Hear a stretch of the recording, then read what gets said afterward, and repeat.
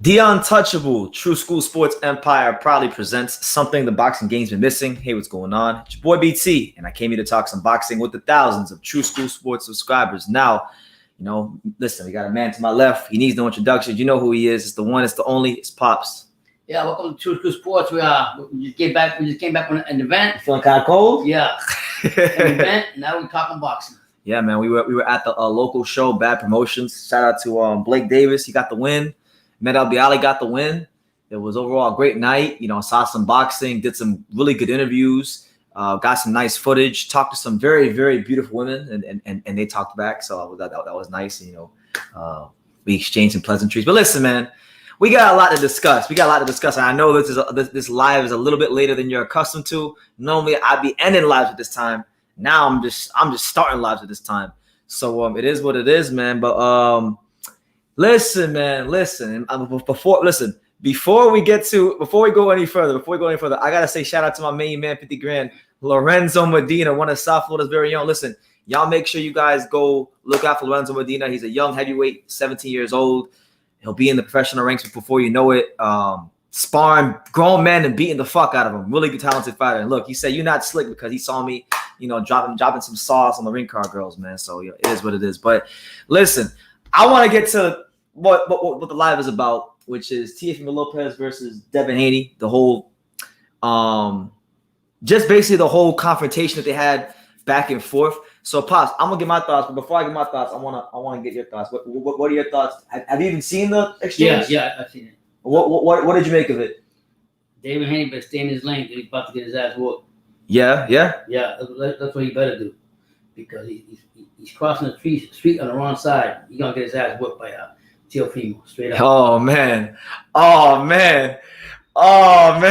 We see you, H Money. I was just talking about you before I went live because you're the first person I thought of when I saw this. Yeah, Teo versus Haney. Yeah, man. Listen, man. We gotta make it happen. We gotta make this fight happen. H Money. There's been a lot of talk over the last God knows how long. Devin's been running his mouth. Teo's been running his mouth. And listen. Apparently, from what we heard, from what was disclosed, there was some sort of meeting that was supposed to happen where I think Teo was supposed to meet up with Teo and his father was supposed to meet up with Devin and his father and talk with Bob Aaron about putting the fight together. Apparently, they never showed up. So that's why when Teo got in his face, he's like, "What happened to the meeting with Bob? What happened to the meeting with Bob?" It's just they run boxing, huh? Yeah, like they said, they run boxing. Who runs boxing? Teofimo and they don't run boxing, but they definitely run. They run 135 right now. Yeah. Right now, for better or for worse, they got the crown. They got the crown right now. Right. They beat the man that was the man, Lomachenko, and they fought the best opposition. They fought the champions. They took the proper steps to get the fight with Lomachenko. So the way I see it is this: Devin Haney. I really feel like the onus is more on him to make the fight. The burden of proof is on him to make the fight because Teo has shown the willingness to fight these top guys. Teofimo Lopez has gone through the rankings to fight, to get the fight with Lomachenko. Teofimo Lopez, even now, I want y'all to think about this. All this time that Teo's been sitting on his ass, Ryan hasn't done anything. Nobody in the lightweight division has really capitalized on the inactivity of Teofimo Lopez. They've just been sitting around, twiddling their fingers, running their mouth, being social media stars, and it's ridiculous, man. It's ridiculous. Teofimo Lopez is still the best 135 pounder in the world until proven otherwise. You know what I'm saying? Shout out to my guy Anthony Mazzano. He says, Pops, what worries me about this fight is specifically Devin's dad going to continue saying Devin can knock Lopez out when his track record proves that he doesn't have the power to do so. Listen, you're right. Devin ain't the biggest puncher, but you can never ever underestimate any opponent. Now, personally, look, I went to the Devin Haney Jorge Linares fight, and if you go back and you watch that video where I reacted to the fight, I said, man, Devin Haney better stay extremely far away from Teofimo Lopez because, listen, I'm sure there's a lot of things that he needs in life, but one thing he don't need in his life is Teofimo Lopez. He don't want that because, look, there's good fighters, there's very good fighters, and there's great fighters, okay? Devin Haney may be a very good fighter, possibly. I can't call him a great fighter because he hasn't done anything to warrant me saying that he's a great fighter. But But Teofimo Lopez already at the age of 23, making waves in boxing, undisputed champion, got a Hall of Famer on his resume already in Lomachenko, and that's just not what Devin wants. Now, what did you make of like his father, Junior? His father's doing what he's supposed to do as a father. He's supposed to go ahead and support his son and say what you got to say. I mean, I'm sure him and Bill going back and forth too about it. So, I mean, that's what fathers do. They stick up for their kids and their son no matter what. Yeah, that's what his father's done. So, Eddie Hearn said that they never tried to make the fight happen. I don't believe this here saying. I'm gonna believe like this. I will blame more Devin Haney than I will Teofimo for the simple fact that the Godfather was waiting for him. They never showed up for that meeting supposedly, and then on top of that, Haney is a promoter himself. Well, yeah, he even said that. He was like, I run my own company. I do this, I do that. But how come these fights are happening? Why, if you run your own company and you're a boss supposedly, why haven't you talked about Barham? Why has there been stagnation with the fight?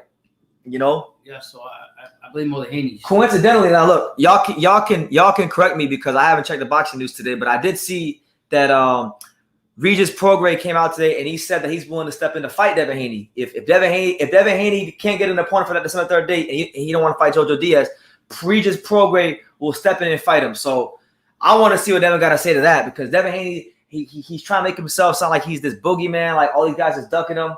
And I don't quite see it that way. I don't see Devin Haney as a fighter who's being ducked.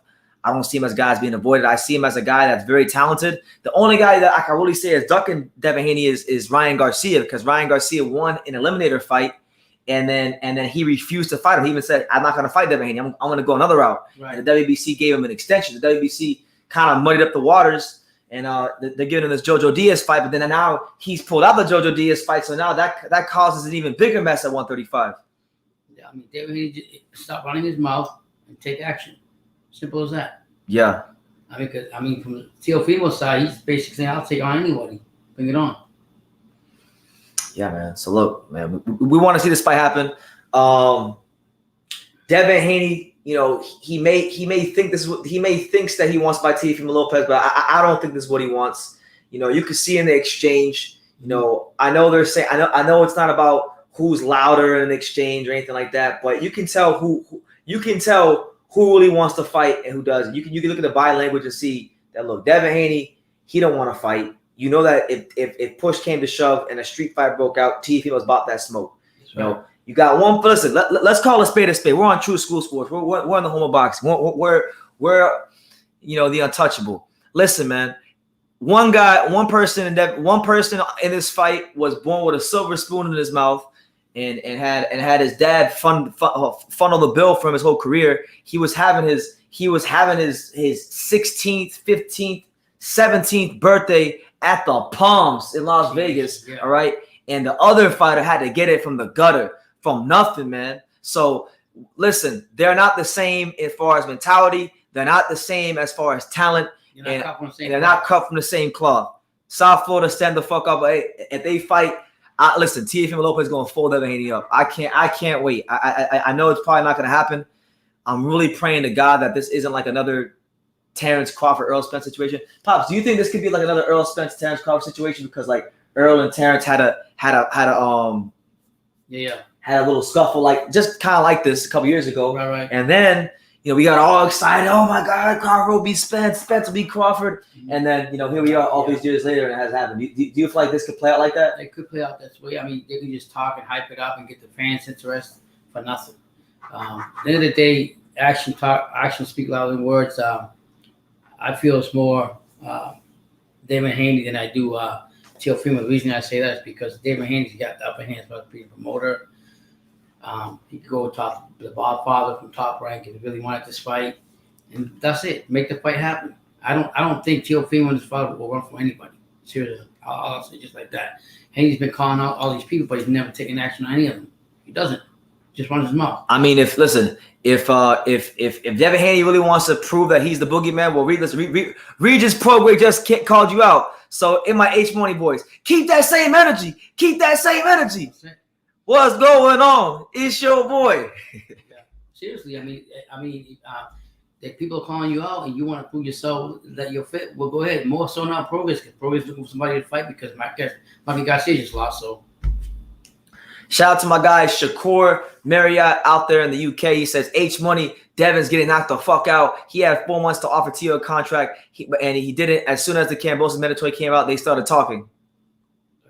Got a good point right there. I got a good point, man. Listen, I don't think Devin could beat Teo. I think Devin has a chance to be really good, but nah, man. Teo will roll that over him, honestly. Anthony Mazzano says, BT, this is a controversial statement, but I'm going to stand by it for me.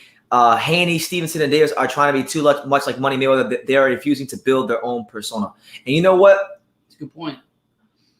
I don't know. I wouldn't say Shakur. I don't think Shakur is trying to be like Floyd. I think Shakur is, personally, this is my opinion. I think Shakur is too boring personality-wise to be like Floyd. So I'm going to disagree with you there. But if you know, I can see where you're coming from. He did come on and say that. Been saying it several times that he wants to be like Floyd.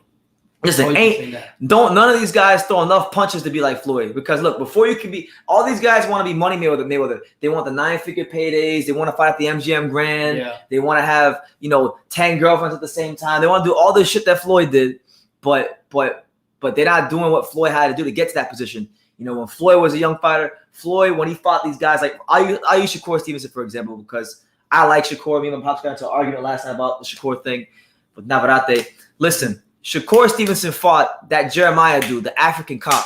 He fought Jeremiah, I don't even remember his last name, the African cop. Yeah. And he boxed one of the worst fights of the year as far as, he won the fight. Kudos to him. Yeah. But, Floyd Mayweather would have sparked a dude like that out and look good doing it. So these guys all are trying to be Floyd Money Mayweather at a stage where their career man that they be more like Floyd, Pretty Boy Floyd. You see what I'm saying? Right. So, they need to be themselves. See, listen, that's the problem with people these days. People want to be like the next man. They don't want to have their own swag. Like, look, man, we went to a fight, right? Everybody's got the regular shirts on, but you know what? I came and look like a straight coke dealer. Yeah. You want to know why? Because I'm a confident ass motherfucker. I can walk into any room and I'm gonna be confident. I'll be confident because I know who I am. And these dudes should know who they are and they should be confident who they are and build their own persona. So I agree with you, Anthony Mazzano. Make sure y'all smash that like button, hit the subscribe button, super chat, Cash App, the Cash App right there in where my name is at. Yeah. And yeah, man, we here. Shout out to my guy Blue Prince Sports. He says Devin is all smoke and mirrors. He ain't cut from that cloth. And listen, I've always had questions about Devin Haney. I've always thought Devin Haney was a fighter where I had to have questions of him because again, he built his career up in Mexico. Mm-hmm. He built his whole career up in Mexico. Was having his birthday at the Palms in Las Vegas when he was like 16 years old. Yeah. I'm sorry. He was a star before he did anything toward being a star. So absolutely. Brandon White, what's good? What's good, Chan? Good to see you. Anthony says, BT, let me clarify what I mean when I say they're trying to be like Money Mayweather. They're trying to copy his style too much. They're refusing to build their own philosophy in the ring. Yeah.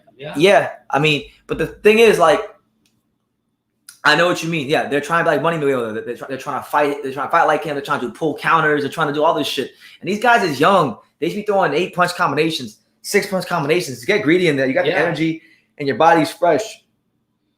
Just do it, man. Just stop talking and saying this and saying that, and make the fights happen. That's all. Yeah, but look, I listen. I know. I like that this Teofimo Lopez Devin Haney thing happened tonight. I think it's good for boxing because.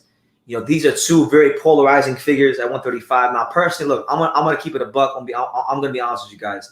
Fuck the 130-pound division. I hate this weight class because nobody's fighting each other. They're just talking and social media and accusing. Fuck all that shit. Fight each other. Shut up. Make the fights happen, or don't say nothing at all. That's true. It's exciting. Like I'm gassed. It's cool. It's cool to see Teofimo say. Now, there was one thing Teofimo said that made my skin crawl. Yeah. Made my skin crawl. I don't know if you caught this. No. Devin was in his face. Devin was pressing him, right? And Teo was like, I'm from New York. I'm like, oh, no, he lost. Yeah. He lost. I said, well, I'm glad he said it because if he lose to Devin, that's exactly what I'm going to say. You're from New York. You're from New York because if you're from South Florida, you would have never lost. Nope. You would have never lost, But all jokes aside, that'd be a good fight, though. Boxing needs this fight. That'd be a good fight.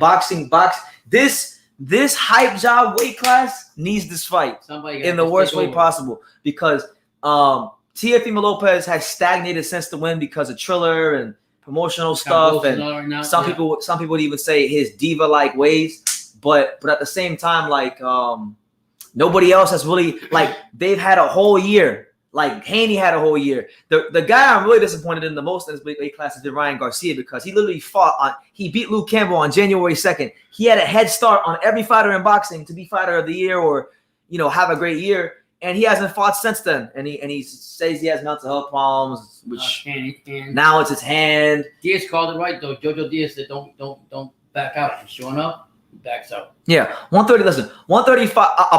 Apart from Teofimo Lopez, the whole 135 division, apart from Teofimo Lopez and Vasily Lomachenko, is all social media champions. Everyone's unproven. Nobody's doing nothing. And truthfully, like, look, when these two people, when Lopez and Haney were in each other's faces, I didn't see any fear in Teofimo's eyes. I didn't see him back down. I saw a guy that is willing and ready for any and all smoke.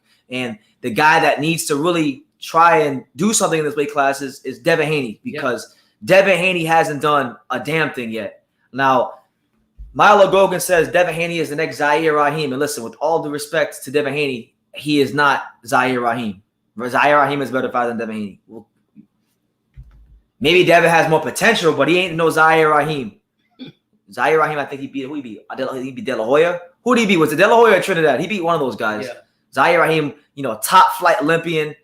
Zaire Rahim did something that Devin Haney refused to do, which was represent the United States of America in the Olympics. And the crazy thing is, if Devin would have been an Olympian, he was the favorite to win the gold medal. A lot of people pegging Devin Haney to win the gold medal, and he actually shot himself in the foot, but in my opinion, by not going to the Olympics, right? Because had he gone to the Olympics, he would have put himself in a better position when he was pro to be the A side, to be the guy. Like, look at Andre Ward. Andre Ward had no, like, a crossover appeal. He didn't have the most outspoken personality. He wasn't no big knockout artist, but he had that gold medal, and that gold medal carried him far from a promotional standpoint. And he was always the A side of the negotiation, and he was treated with more respect than most fighters because he had that gold medal. And every year that Americans win a gold medal, Andre Ward becomes more of a legend. Wow! Every Olympics. And it was thank you, Milo. I know it was Mexican fighter. It was Eric Morales. Zaire Rahim beat Eric Morales. Thank you, man. You gotta forgive me, man. I'm like, listen. I barely got any sleep the last 2 days. We've been running around, getting content. It's been a long week. We just got back from the fight, so we don't live around the corner either. BT, I bet you once guys like Navarrete, Oscar Valdez, and I bet once guys like Navarrete, Oscar Valdez, and Jamal move up, is when you're going to start seeing more fights at 135. Probably because those guys at 135 would all be more beatable fighters in the current crop. Lopez is a much harder fight than those guys at 35. Yep. Same goes for Haney or Garcia. These guys aren't natural 35-pounders. In fact, Herring, some of you may know, some of you may not know, but Herring, he fought at 35. I think it was 35. Yeah, I think he fought 35, and he got knocked out by Dennis Shafikov. Dennis Shafikov beat the fuck out of Herring when Herring was on PBC. So, yeah. Now, Lawrence, shout out to Lawrence. I like Lawrence. He's been watching the channel for a long time. Lawrence and me never agree on anything, but I respect him. He says, BT, what do you want Haney to do? He can't force the fights. Well, listen. He's a promoter, though. I don't know. I'm going to answer this question.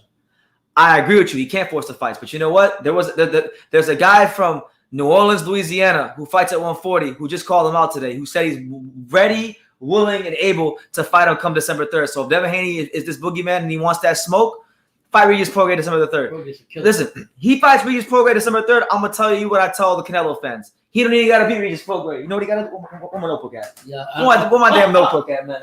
Where's my notebook at? Because I keep that same energy for all these fighters. I don't just hate Canelo. I don't just hate Devin Haney. No. We keep that same energy for all these fighters. Right. Listen, what can he do? He can fight Regis Prograis, who just called him out today, who said he's ready, willing, and able to fight. Now, look, he don't even got to beat Regis Prograis. Do you hear this, Pops? Yeah. He don't even got to be. You know what he got to do? Do you know what this is right here? This thing right here changes lives. And look, with one stroke of that, oh, man. Simple. Man, Devin Haney. Just a few seconds. The whole narrative changes on Devin Haney with one stroke of that pen.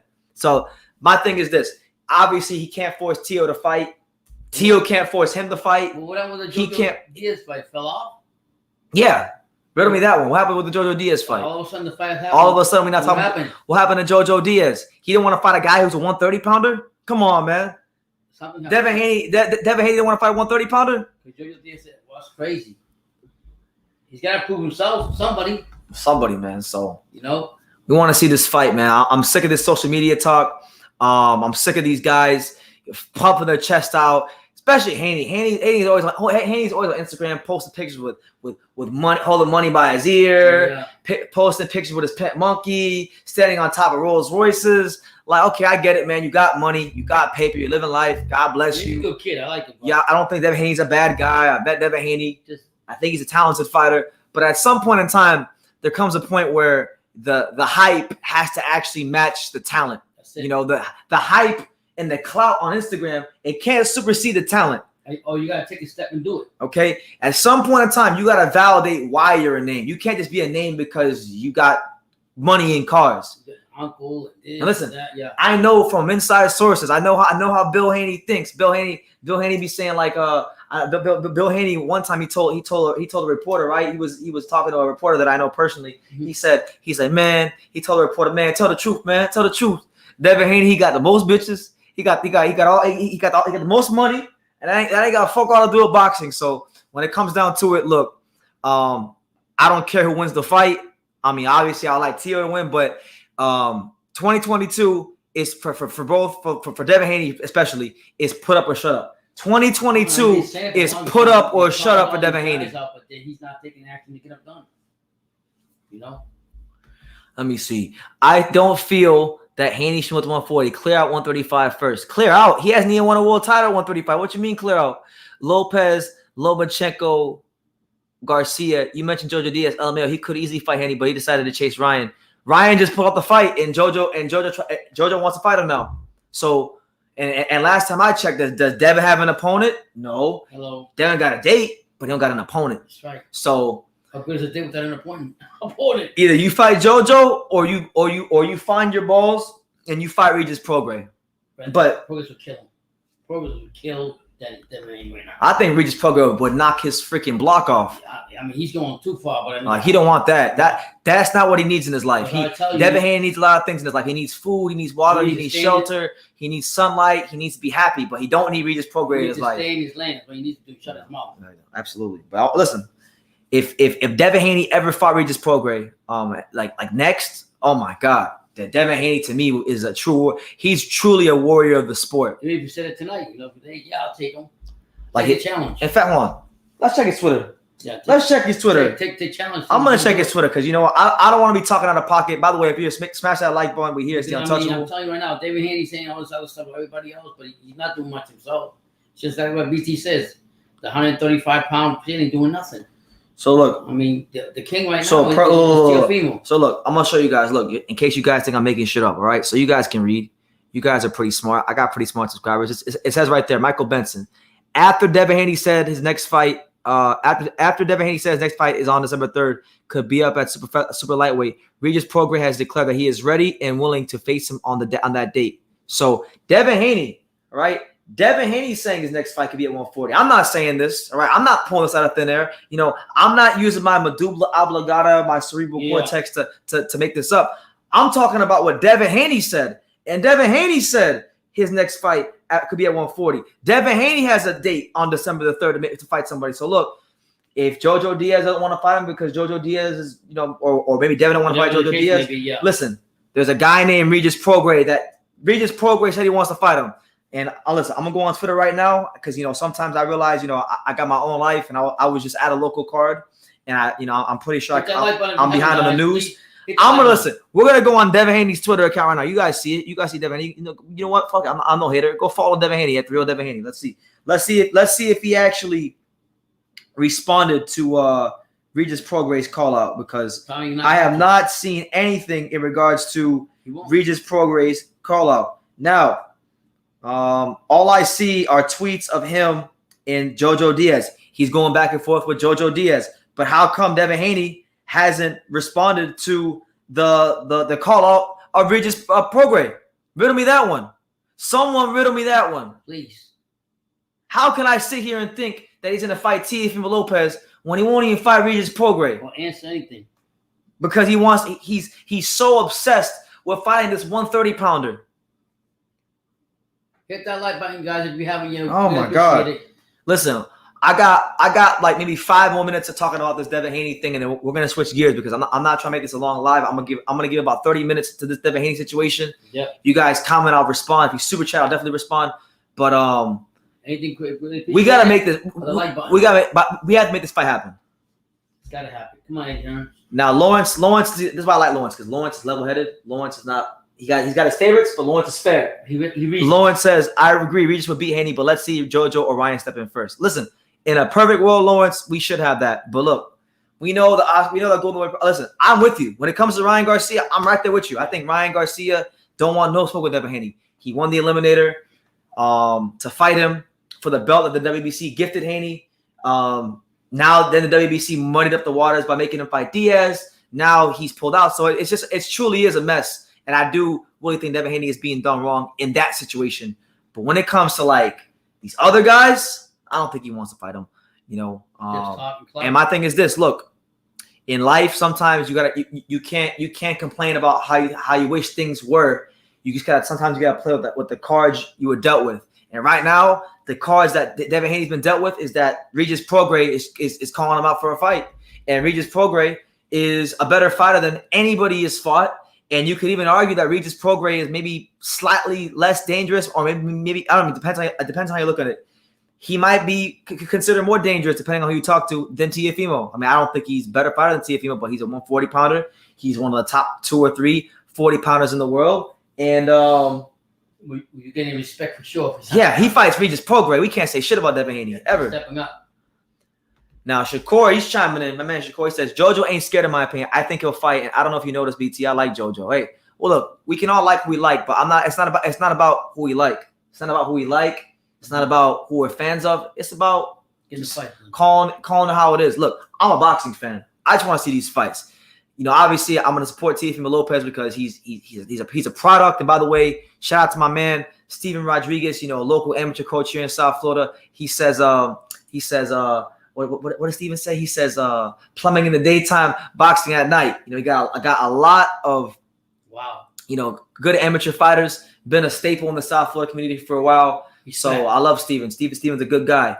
He says this is a huge fight. And yes, Steven, it's a massive fight. Boxing needs this fight. The people need this fight. You know, everyone needs this fight. We need this fight in our life. Is it going to happen? But is it going to happen? I have my doubts. Now, maybe there could be a pathway to it happening because, you know, Devin Haney, or not Devin Haney, Teofimo Lopez is now working with, or he's for this fight with Cambosa, he's working with Eddie Hearn. So the fact that they had that avenue is opened up, I know he's still a Bob, but you know, it's a possibility. Yeah, for sure. You know, but look, these guys are divas. Dundada, the great Dundada, 555. He says, man, body language speaks for itself. Devin Haney is a kid compared to Teofimo Lopez, and that is a fact. Devin Haney's a kid. Devin Haney's not ready for it. We saw last fight when he fought an old, fading Jorge Linares Havington. I was there. I had great seats. Exactly. Freaking Linares hit him with that, but I think it was a straight right, left hook, whatever it was. Mm-hmm. And Devin Haney was doing the Macarena all the way back to the corner, and Linares had to walk him back to the corner. So, look, obviously styles make fights, but could you imagine if Teofimo hit him with a straight right? Could you imagine if Teofimo hit him with a left hook? It's not going to end well for him. Now, my man, High Tech, Lomachenko, Usyk, Southpaw Killers, Lopez. He says Lopez and Haney are acting like divas. I see. Well, you can't really call Teofimo. I know it's popular right now to call Teofimo Lopez a diva, but how do you call a guy that's beaten Richard Comey, Nakatani, and Lomachenko his last 3 fights straight? How do you call that guy a diva? Why? Because he doesn't want to give not Haney. He doesn't want to give the guy that wouldn't give him a rematch clause in the initial contract a rematch when he's doing exactly what he was a man of his word. Teofimo Lopez was a man of his word when he fought Lomachenko. He said he beat him, and he was a man of his word with how he's dealing with it. So, you know, look, hold on. What's my hold on? I'm gonna show. I'm gonna show y'all something. Look, no, because sometimes I gotta give examples so people know what I'm talking about, right? So look, what my you look for the I'm looking for my basketball jersey. Where's it at? I don't know what's. I can't find it right now. I can't find my Hornets jersey right now. But look, I want to pull on my baseball jersey now, right? So look, my favorite team in sports is the Miami Marlins, right? And I wanted my team to go to the playoffs this year, right? But guess what? They're sitting at home right now because they didn't hold up the end of the deal. They didn't produce the results they're supposed to produce. So guess what? They can't get nobody. They can't get mad at themselves. They should have fucking learned how to hit baseballs properly. And maybe they're playing right now. And it's the same thing with Lomachenko. He had a chance to really expose Teofimo Lopez, and he didn't do it. He lost. Clearly. And all you Lomachenko fans trying to rewrite this narrative of like, oh, it was a good decision. Listen, we were live. I was live for that fight. Yeah. Some of you guys were here for that live. There was over 66,000 views that live. I don't remember none of y'all saying that. Oh, it was a good decision. Then the day, Teofimo was giving back the same medicine to Lomachenko that he was giving to him. That's it. That's what it comes. That's what it comes down to. And yes, the only difference, they cry babies and they want to be divas about it. I appreciate you too, Steven. Keep up the great work. Bless you, Steven. Yeah, they're all divas and they all. I mean, look at what's his name, the manager for Lomachenko after the fight started making excuses right off the bat, but he didn't forget that they didn't have a rematch clause before. Disrespected Teofimo. Bottom line. All right, Anthony says BT for me. I think in order for 135 division to have more fights, Lopez, Haney, Garcia have to move up to a division and goes like Valdez, not without the Herring to move, in my honest opinion. That's probably that's gonna have to happen. I agree. You know, 135's in shambles. Rico Ransom says, throw that Marlins jersey away and get you a Cubs jersey. It looks much better. The Cubs jerseys, jerseys are a little like doo-doo. Marlins jerseys, they got swag, they got personality, they got, you know, and you know, what do you want? That jersey I was holding on the camera, you know, they were winning championships. Something the Cubs didn't do for about a good 100 years. So, yeah, man. Listen, we can talk about the Lomachenko Lopez thing and the Lopez Haney thing till blue in the face. But look, I don't want to let Mikey Garcia off the hook. All right, because this is really what I mean. I talked about Tio versus Haney because it's the popular thing. Yeah, but this is what I really wanted to talk about because for years here on YouTube, we've sat here and I've had to listen to a lot of you Mikey Garcia hit that like button, dick riders, flap your gums. I remember before we get to, you know, Mikey Garcia getting exposed by Sandor Martin, and God bless Sandor Martin. God bless the whole country of Spain, España, Viva España. Okay, Spain, stand up. You know, I had a great night tonight. Now look, Mikey Garcia. I remember many years ago when I wanted to see Mikey Garcia fight Vasily Lomachenko, and he didn't want to fight him. He didn't want to fight Lomachenko. He turned down an offer from Golden Boy Promotions to fight Jorge Linares. He didn't want to fight anybody. He just fought the least risk fights. So he fought Lipinets, who won a vacant belt against Okiri Kondo in a tough fight. Yeah. He fought Dejan Zlatikin. All right. Dejan Zlatikin. Some guy we never heard of. All right. Decent fighter, but nobody special. Fought Adrian Bone. I mean, this guy over and over again has shown himself to be the OJ Mayo. I think somebody earlier said he's the OJ Mayo of boxing. You know what? I think that's a better comparison. I'm not going to compare him to James Harden because James Harden is an all-star. This motherfucker is the OJ Mayo of boxing. Has all the talent in the world, all the ability to be great. Could have been that truly been the next great Mexican-American fighter. Yeah, now people can say, well, BT, how can you say that Mikey Garcia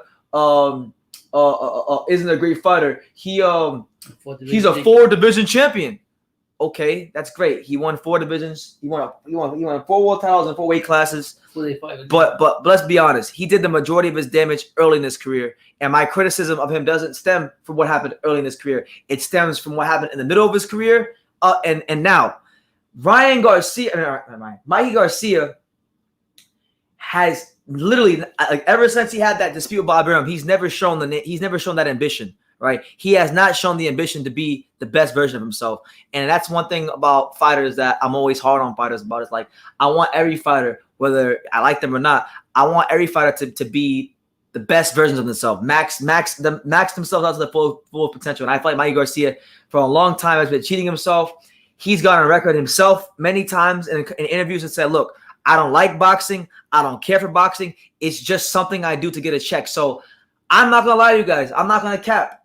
When I got in the car, we started driving back here down to South Miami, to Homestead or whatever. When we drove down here, and people were messaging me saying, "BT, Mikey Garcia lost. BT, Mikey Garcia exposed. BT, Mikey Garcia Hypejob exposed." I'm like, "Whoa, what happened?" And then I saw that he lost. I was shocked. That was supposed to be a step. According to him, this was supposed to be a stepping stone fight to get to Regis Prograis. Now, me and Pops are very critical of Mikey Garcia, and we've been very critical of Mikey Garcia in the past. And I've gotten a lot of negative comments about Mikey Garcia because people say, "Oh, you hate Mexican fighters," is that and the third. And it's crazy because we were just live for the UFC Fight Pass card, and it was all Mexican fighters. And we enjoyed it. And we loved it. It was amazing. But Mikey Garcia is a great example of when you piss away your talent, when you just rely on your fan base to sell tickets, when you don't really try to fight the best. Yeah. He didn't want to fight the best. And I'm glad that he got exposed like this against this southpaw, because when it came down to fighting Vasily Lomachenko all those years ago, he didn't want no smoke. People forget this, but part of the reason why Terrence Crawford became as big as he became was because of Mikey Garcia and the problems he had Bob Arum. He would constantly have all these unrealistic demands for fights. He didn't want to really be reasonable, so he never evolved. He never developed. And I'm glad that he got exposed, because Mikey Garcia for a long time has long been, in my humble opinion, one of the most overrated fighters in boxing. Just like he took for granted when like Brendan said, him could have been one of the best ones, and just want to go ahead and just skate right by, slide right by. This is what he did with this opponent right here. No, hold on, I got cut you off. He said he had ambition against Errol Spence. Yeah, he had ambition. He had ambition to go pick up his check after the fight. He had no ambition. You're saying he hasn't been the same since the Errol Spence fight. He didn't fight with any ambition to win during the fight. So what do you mean? What do you mean? Ambition since the fight, he had no ambition during the fight. He has had, and I'm gonna tell you when he lost his ambition. You want to know the exact moment? When? It was long before the Spence fight, years before the Spence fight. It was back when he was still a top-ranked fighter. Right. He lost his ambition when he fought Orlando Salido. Wow. When he fought Orlando Salido and he was beating him, and then Orlando Salido started to come on strong, and then they had the head clashes and whatnot, and then he looked at the referee and looked for a way out to get a technical decision. That's when he started to become a different fighter. That's when he became a businessman. That's when Mikey Garcia started to cheat himself. That's when Mikey Garcia became the OJ Mayo of boxing. What do you think he goes from here? Hopefully, retirement. Because he's got, listen. Apparently, before he came out saying that he had to fight this guy for the step-up fight with Prograis, the real reason was about money. And when you said everything about him was money. $7 million. You got everything. You got a free ride with $7 million. You expect every fight to get. Everything with him. Remember when you tell me that? You say, "Oh, he expected that," so he expected everybody. I mean, no. Listen, I know me and this high-tech Lomachenko guy, we don't agree on things, because like with him, he says that Loma versus Policia, Mikey, who you got, BT? Listen, it don't matter if they fought now, 3 years ago, 2 years ago. Lomachenko would have beat the shit out of Mikey Garcia. And guess who knows that better than everybody else? Mikey knows that better than everybody else. That's why Mikey Garcia. Look, I remember there was a scene where Mikey Garcia met Lomachenko, and he's like this. He's like, "Yeah, I love the fight. I love to fight you. I love to put a big pay-per-view fight on with you." Never fought him. Yeah. He wouldn't even fucking fight Linares. Golden Boy offered a contract to fight Linares. He turned it down. He didn't want no smoke with Linares. He didn't want no smoke with Lomachenko. So look, as a fighter, look, boxing is a microcosm, and it's a reflection of life. And in life, if you don't progress and you're not doing things to take yourself forward, to push yourself forward, to be your best self, then you're regressing. You're getting worse. You are becoming someone that is gonna cheat themselves and pay for it in the end. And this is what's happened. He decided that he wanted to take these fights, be a diva, carefully pick and choose his way through weight classes, and this is the result of it. The result of it is you losing to an unknown fighter from Spain. Who would have thought that? But you know what? That's an embarrassment for the Garcia name. You can't tell me the Garcia is not. I don't want to listen. I don't want to just shit on Mikey Garcia. I do want to give credit to Sandor Martin. I know. Look, we didn't know who Sandor Martin was. Now you know. I had a chance to watch the highlights. Looked pretty good. Good southpaw and box. I don't think he's anything special, but he. Did Mikey look that bad though, brother? Mikey looked like. Listen, Mikey. Off rhythm or what? Listen, I'm gonna tell you what Mikey looked like. We didn't see the fight. Mikey looked like all he did for this camp was go to his nearest. Was he heavy? Taqueria. Yeah. And eat carne asada He was that bad? taquitos. I mean, his punch. They lacked that extra bit of speed that I'm accustomed to seeing. There was an extra bit of zip that wasn't there. But no excuses. Listen, it's his job as a world-class athlete. It's his job as a world-class fighter to show up in the best shape possible to give himself the best chance to win. And you know what? He didn't want to do that. And you know what? This is what he gets for ducking Lomachenko. This is what he gets for ducking Regis Prograis. This is what he gets for being a businessman his whole career. Sometimes when you're big-headed and you never overlook your opponent. I guarantee you in his mind, he said to himself, I'm the A side, I'm a superior fighter, this is an easy ride for me. You can't do that. Shout out to my guy Anthony Mazzano. He says, BT, in my honest opinion, Mikey and Danny Garcia made mistakes adding the weight they did to move up of division. At best, they're elite 126 fighters and good fight. Danny Garcia was never a 126 or 135 pounder. What are you talking about? Danny Garcia was a 40 pounder. He was just basically saying that they that's what he classify him as at best. Not even the top of the top. You know what I mean? That's the reality of it. Yeah, and you know what? Raw Dog is right. We can't sit here and throw salt on Sandor. Look, we can't throw salt on fighters just because we're not as familiar with him as other fighters. He's a fighter. I'm sure he's had a long journey to get to this point. He was ranked. He wasn't no bum. He was someone that was definitely prepared to win. And look, credit to him. I watched his interviews. I watched a couple of interviews just to see like what kind of mindset and person he is. What did he say? And he was talking about, you know what? This is my chance. I'm coming to America. I'm going to live my American dream this week. I'm going to beat Mikey Garcia. And he did. And he did it. He did what Lomachenko didn't do. He was a man of his word. Were the scores that outlandish? The score cards? Nah, personally, I'm surprised. You know, with the Mexican fighter in California, I'm surprised that everything's working out so far, man. Yo, listen, these have been a beautiful. Listen, I gotta take some time to just appreciate this beautiful time in boxing. Deontay Wilder got sparked. The LDBC looks like a bunch of ass clowns. I mean, that's per usual, but they look like ass clowns most of the time. Mikey Garcia just lost to a guy that almost nobody's heard of, apart from like hardcore boxing fans. Yeah. Listen, man, if Canelo, now this is the big one. If Canelo loses the Plant, that's the trifecta right there. If Canelo Plant will be Canelo, oh man, what? Oh man, and yes. Shout out to my guy Quincy. Mikey has been overrated. His best win is Adrian Broner. And I don't agree with that. I'm with you on that first part, but I can't sit here and say that Adrian Broner, a guy that's overrated himself. You know, no. I would say, let me see. Let's have a quick look at the CV at the resume of Mikey Garcia. Who is Mikey Garcia's actual best win? Now, if you want to just go by paper.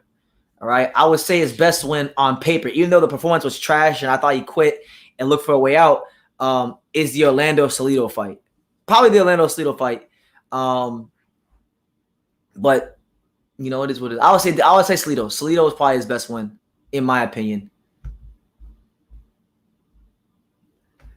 I saw the LDBC guy yelling at you. The dude was straight up delusional. Those guys ain't right over there. Yeah, that was BFTV boxing, man. You know, shout out to him. I got no problems with BFTB anymore.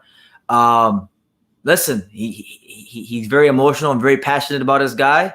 You know, what was that Tupac song? You know something about Tupac, Thug Passion? No, what do you say? The song is like the girl singing. The girl singing in Tupac. It's like you got me wet, but the way you make me sweat. Yeah. Give me some of that Thug Passion. Yeah. That's pretty much what the LDBC be singing when they see Deontay Wilder fight. Man, you got me wet from the way you make me sweat. Let me see that Thug Passion. You don't think that it's going to motivate Mikey to be with some titles now and be top of the gun? Titles? I'm saying the only title he's going to touch is the title for a brand new fucking car he's going to buy with his check. He fighting for no more titles. He's done. Mikey Garcia is done. I wonder what he said in the post conference. And you guys did a post conference? I mean, post. Now it gets worse, Pops. You're gonna laugh. I don't know if y'all caught this. I want to see what y'all think about this, but apparently Mikey Garcia thought he won the fight. He said I didn't throw enough punches in the end of the fight because I thought I was up. Get the fuck out of here. So now you're disrespecting Sandor Martin, who came from Spain. You know, who was against all odds, who nobody gave a chance, who boxed the shit out of you, and you want to rain in this parade by saying you thought you won the fight. And at the same time, based on your experience and who you fought, you can't just count on the judges. No. So you should get. To be fair, I'm gonna give Mikey Garcia the benefit of the doubt. I haven't watched the damn fight myself. No, we haven't seen nothing. We were at a local card. I saw the highlights and then I heard about it. So I'll be fair. I'll watch the fight for myself and I'll give you guys my assessment later on in the week. But when I heard from my BT's best friend Colin from all the way from Texas, California, telling him that one of his favorite boxers, Mikey Garcia lost. Then I knew it was real. And then, but I have not watched the fight. That's why I was asking BT if he's seen the highlights. I'm just happy. I like the underdog, and I think Mikey's become such a diva in the last couple of years. It's not even funny. Anytime it came to negotiating with either with Showtime or anybody else, it was always something. It was never let's just get the fight done. So, Raw Dog says once he watches the fight, he will see that he was outboxed. Wow. So Mikey, I saw the highlights, and in the highlights, I know you can't go by highlights, but from the highlights I saw Mikey Garcia walking into a lot of counters with the right hook. I saw Sandor Martin, even when he was missing, still establishing himself as the ring general with the jab. What's his brother say? I haven't checked too much reaction to the fight, but I'm gonna tell you, Pops. Listen, I would be lying if I told you I wasn't happy about this loss. Now I don't like. It's not so much that I hate Mikey. It's just I hate how he's moved. I think the way he's moved. But it's been on him. It hasn't. I'm not blaming the promoter. He's a free agent, right? He's a free agent, so it's all on him. Okay, you're right. It is on him. Yeah, I'm trying to show him some grace. I'm trying to show grace, but you can't show grace when it's clear cut in front of you how Mikey is, because he's getting grace from all these other people saying he's the full division winner. Mikey hasn't fought in 20 months and recently lost his mother. I'm giving him the benefit of the doubt. I ain't giving him no. What do you think? He comes from he's a decorated fighter who's got the talent to be something he wants to be. He's got a brother behind his corner. He's got a good family, everything. As far as when it comes to boxing. So I'm not giving him no fucking. He fought. And I'm quite sure he thought from the statement he made from this guy. What's his name again? Sandor Martin. Sandor Martin. That he thought he won the fight because he threw more punches. That's why he stopped. What kind of statement is that? So if I'm fighting somebody in the middle of a fight, I'm just going to stop, drop my hands down, and just get punched. Listen, because I think I beat the guy. This is why in life you can't continue to half-ass things for a prolonged period of time and expect that you're going to come out on the other side good and well. Because look, Mikey Garcia for a long time has been saying he has no passion for boxing. He don't like the sport, tonight. And it really showed tonight. I don't know where he did his camp, but it couldn't have been the gym. He probably did his whole camp at the nearest taqueria. No, at the nearest Mexican restaurant. He took it for granted. That's what happened. He took his opponent for granted. No, look, could he beat him in a rematch? Probably. I don't think I think Sandor Martin's a good fighter. From what I've seen and a little bit I've seen, and I think he's got good boxing skills. But I don't think he's no world beater. But it's beside the point. He's been exposed.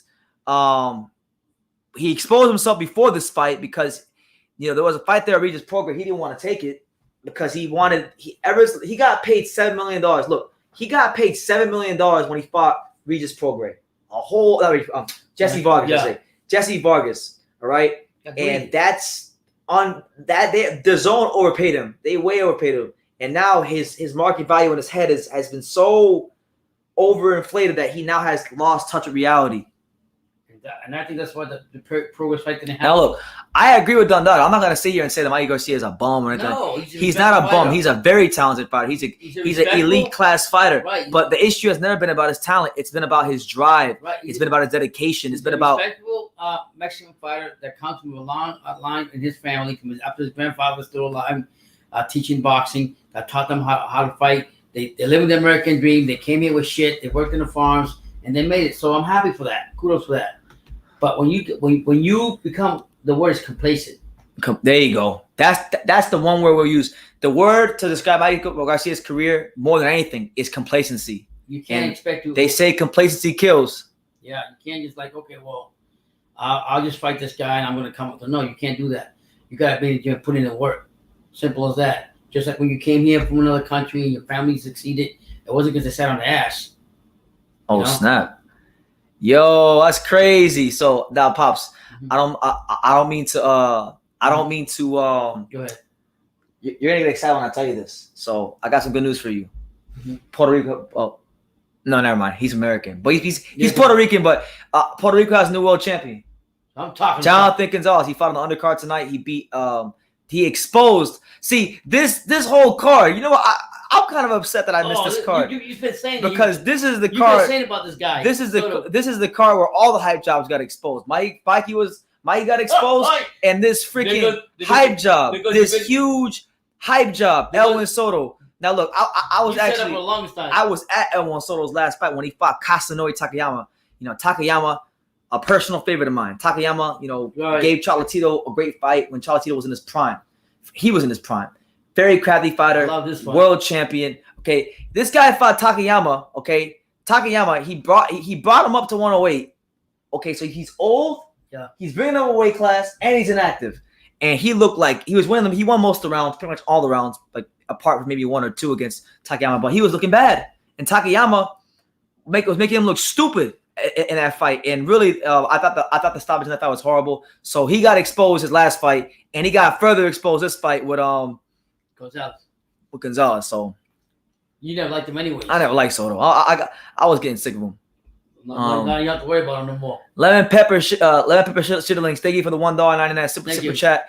I appreciate you. He said Earl Spence is the next to fall off, just like Keith Thurman. Damn. Wow. Well, look. Keith Thurman says he's gonna come back and fight in December. Keith Thurman is saying he's gonna come back and fight for like 5 years now. Man, I like Thurman. I like Thurman a lot. I really do like Thurman. Oh shit, but it's an excuse. But yeah, I mean, we don't know what Mikey's gonna go from here. He got shocked. I'm glad Soto lost too, because Soto, when we watched the last couple of fights, I think a couple of fights he got a freebie.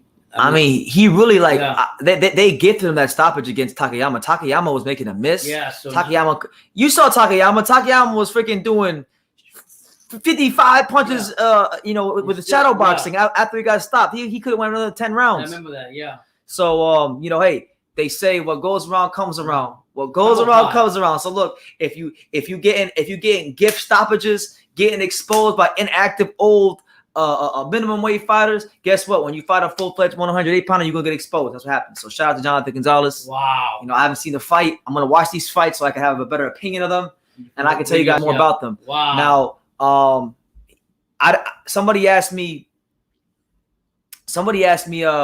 how many rounds did I get Mikey? I can't tell you. I haven't watched the fight yet. We were at a local. I would have been live for this fight like normal, but I went to a local fight card. You had like 50 messages when you got on your phone, and I had like 50 messages. So I'm just now coming back and just kind of give my little thoughts on what happened with Tio, what happened with Mikey. We'll probably watch all the fights to see. That's how usually you give in-depth video on them anyway before you watch the fights anyways to see how you feel about it. Yeah. So that's crazy. I'm just happy. What I said, Navarrete got exposed. Exposed. I mean, I thought it was a close fight. I wouldn't say he was. I think you could say, I'm not gonna say he's exposed, but if anybody said he was exposed, I'm not gonna get mad at them because there were some chinks in the armor that were definitely on display. I'm gonna say this in that fight. Joel, I think would have a better edge of winning the fight if he didn't have that swole in his eye. The way he was hitting him, pushing him back. I mean, I got Navarrete winning, but I mean, I had him 75, Navarrete winning. But Joel came in and he fought a good fight, and that swollen eye cost a lot of it. If he didn't have that, it could be a different story. Yeah. Make sure y'all smash that like button and see Untouchable. He was pushing him out like it was nothing. I'm serious. I'm like, Navarrete's getting pushed around like that. So Joel, I mean, and Navarrete said he'll give him a rematch though. So stay tuned on that one. Yeah, stay tuned. Yeah. Stay tuned on that one. Now, shout out to my boy right here. He says, Mikey's not afraid of anybody. His priorities are just off. Well, same thing. Yeah, basically. Same thing. Just said differently. If your priorities are off, then maybe that's subconsciously you are afraid. You're afraid of actually doing the right things because you're afraid of what happens if you actually have to perform and there's expectations on you.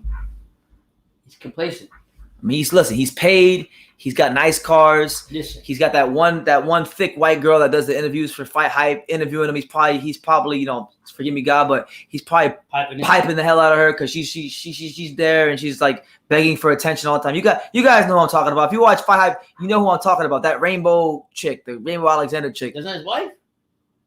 Wife? No. She's not married? I thought that was his wife. No, she just does interviews for Fight Hype. No. Not his wife. Wife. I could have sworn his wife. That's not his wife. No, that's not his wife. Y'all tell Pop that's not his wife. I could have sworn for a long time that was his wife. That's not his wife, man. Wow. Look. Anyways, he became complacent. There's no ifs and buts about it. Where he goes from here, who knows? Now, Raw Dog's getting real. Now, see, I like you guys, man, because y'all keep me shopping. Y'all make me think. What you say? He says, I wouldn't be surprised if this loss wakes up Mikey and we see a resurgence in his career. That's no. That's what we just telling BT. I said, this want to make him and change around and come. You don't see that happening? No. He's not too old. Mikey's in his 30s. His heart. Mikey's in 30s. His heart has not been in boxing for a long, long time. And if you think after he just made a $7 million payday to fight Jesse Vargas last year and whatever he made tonight, he's not in it. He's checked out, okay? All he wants to do is just chill, buy nice cars. His family there, that's what it is. His brother and his grandfather probably tell him, like, you know what? You decide what you're going to do, Mikey. You know? Now, look, far be it for me to give Canelo Alvarez credit because y'all know I think Canelo's a scumbag and, you know, y'all know the bad thing I say about Canelo. But I call a spade a spade. Dundada is right. Love it or hate it, Canelo Alvarez is always focused and he's a true professional. Look what happened to Mikey for not respecting the sport. Canelo Alvarez. Good point. As far as his training, now the other stuff, you know, we're not gonna get into. You know that's for interpretation. But when it comes to training, that man is always in the gym. Canelo lives in the gym. I'm saying like his brother and his father there, Brandon. That's his family. You think they pull him to the side and tell him, like, Mikey, you need to wake the fuck up? We just went to a fight, right? Me and you were just at a local fight, right? Oh, yeah. Now, we're not going to name no names. Oh, yeah. But there was a fighter that fought in the local fight. He fought another fighter that he should have knocked out. And his corner gave him instructions. But like Derek Santos told you this week when we went to the gym, you can tell a fighter all you want. But he still got to listen. He got to go and execute the game plan. Yeah. You could have the best fucking game plan in the world. You could say, hey, Mikey, you could say, hey, Mikey, I want you to throw a jab. And then I want you to feint, step to your right, and shoot the right hand. You can give the most specific instructions in the world. Yeah. But if they don't listen, there's nothing you can do about it. Yeah, that happened tonight. You got to have a willing fighter. And that's what it comes down to. Now, shout out to my guy, Hyro, with the $1.99 which he says there's no rematch for Elwin Soto. He was mandatory. Good. Kayaguchi versus Yabuki. That's the fight we need. That's the next fight we need. You know, all these hype jobs at 108 are getting exposed. The first one's already bit the dust. We got Elwin Soto out of here. Now the next one got to be Kayaguchi. Kayaguchi got to get up out of here. Get up. No, I don't like Kayaguchi. He got to get up out of here next. Now, hold on, he's a Hyro's Japanese fighter. Masamichi Yabuki, he's a true fighter. The same thing. No. Hiroto Kayaguchi. That's like saying that, you know, Hernandez and Martinez is the same. I know. I'm sorry. Yeah. You know, so don't complain about prejudice people when you doing it to Japanese. Yeah, you right. I'm sorry. I just said But I know Hyro knows. The name is Hyro similar. Promotions know these fighters. Okay, so Kayaguchi versus Yabuki, I think, will be a really good fight. You know, Yabuki's battle tested. He's fought two of the best fighters. He's old too, right? No, Yabuki's not old. I thought the other one. Yabuki's a good fighter. He beat Ken Shiro's last fight to become world champion. Yeah. And he's fought Junto Nakatani as well. So battle tested as they come. That's the next fight we got to see at 108. Are they both ranked? They're both champions. Oh, wow. One's a WBC. I think one's WBA. So that's going to be a war. Make that shit happen. Dundada, what's good? And by the way, shout out to you, Trevor. I see you, champ. Shout out to everybody here. Make sure you smash the like button. Bye, hi, BT and Pops. I hope you guys both having a good live. I'm enjoying watching the live from Worcester, West Midlands, England. Absolutely. God bless you. God bless you. Everton's playing tomorrow. Everton's playing in less than 7 hours. We got to get some rest for the game at some point. But we're going to enjoy the rest of our time here with you guys. Rory Johnson. I like Rory. Rory gives good comments. Rory says, Mikey's been wanting to cash out. Little known fact, he wanted to fight Miguel Cotto when he was a middleweight champion. Everyone on his team talked him out of it because he was just trying to cash the biggest checks. And he's been looking. So basically you're saying it's all about the money. Yeah. He's in the check cashing business. Wow. I didn't know he was going to fight Cotto. He wanted to. I remember that. Did he call him out? Yeah, it was a thing. His Robert had to talk him out of it. Well, Robert knew he could beat down. It wasn't a good. Wow.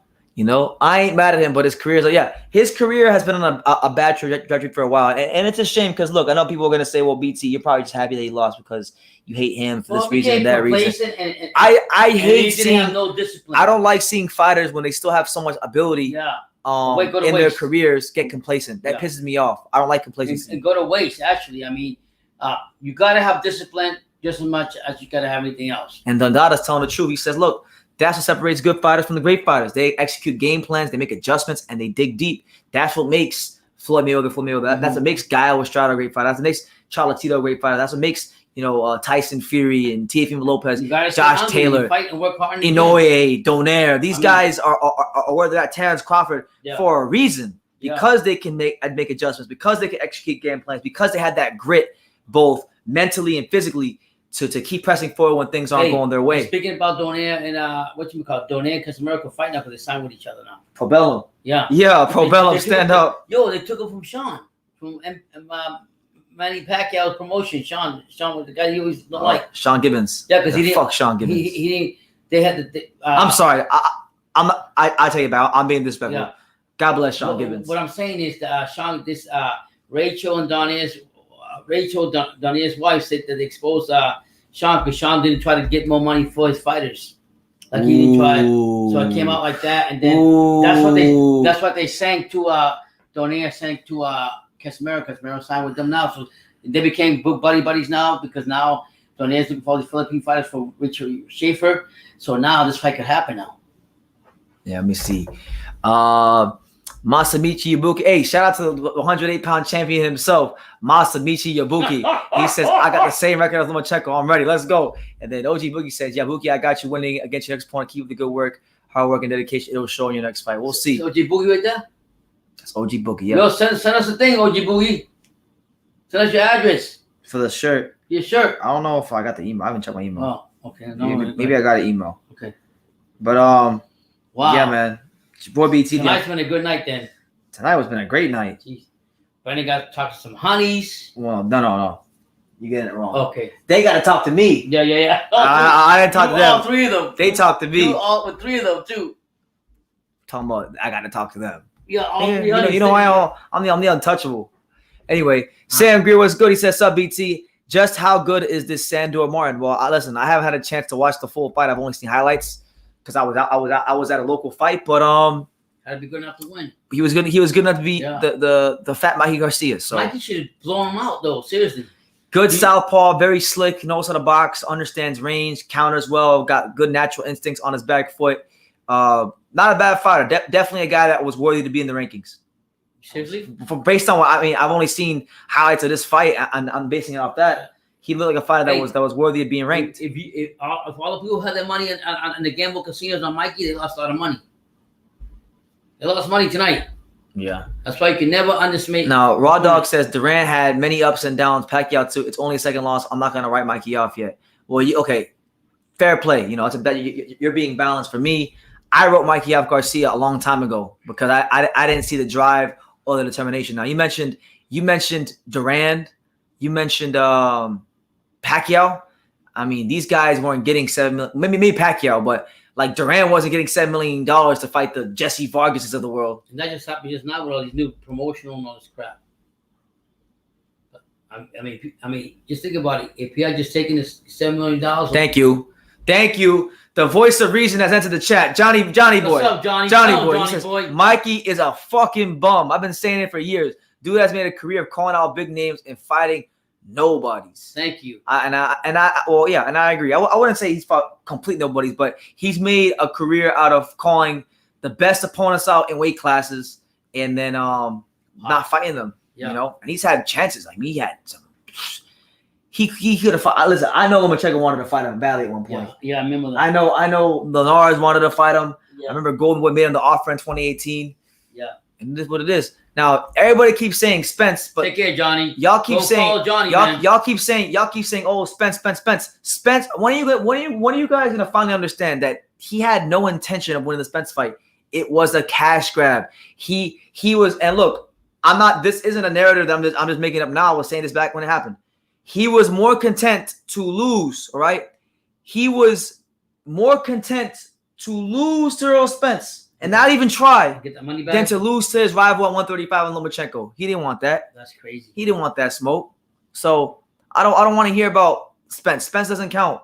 Spence was a cash grab because the fight he should have been taking at Lomachenko.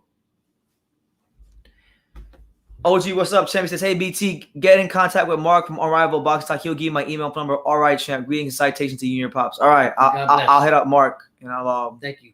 I'll definitely get your information. Mm-hmm. God bless. All right. Now, MB Boxing official, he's keeping it a buck. He's keeping it 100%. He says, I'm half Spanish. And I didn't even give Sandor a chance, but he definitely made Spain proud. España, stand up. You said the same thing. You know what I'm saying? Shout out to Spain. Yeah. Spanish boxing is on the up right now. We're here. Look, these are all. Look. Johnny Boy breaking out the receipts. Johnny don't play, look at all these guys. You all go follow he's Johnny. He's called out Pacquiao. He called out Loma. He called out Crawford. He called out Linares, Gamboa, Josh Taylor, Regis, and he fought none of them. Jesus. Hey, y'all need to follow Johnny. Follow him. He's got a good channel in boxing. And he's real about what he say. He don't kiss nobody's ass. He said it the way it is. Look, much respect to Johnny. I'm gonna quote Johnny Boy. He said, "Look, I don't know how to edit videos. I don't know how to do press passes. All I know how to do is get on this thing and be a real motherfucker." Oh yeah, he goes off on people, man. He don't play. I enjoy the content. Make sure y'all subscribe to him.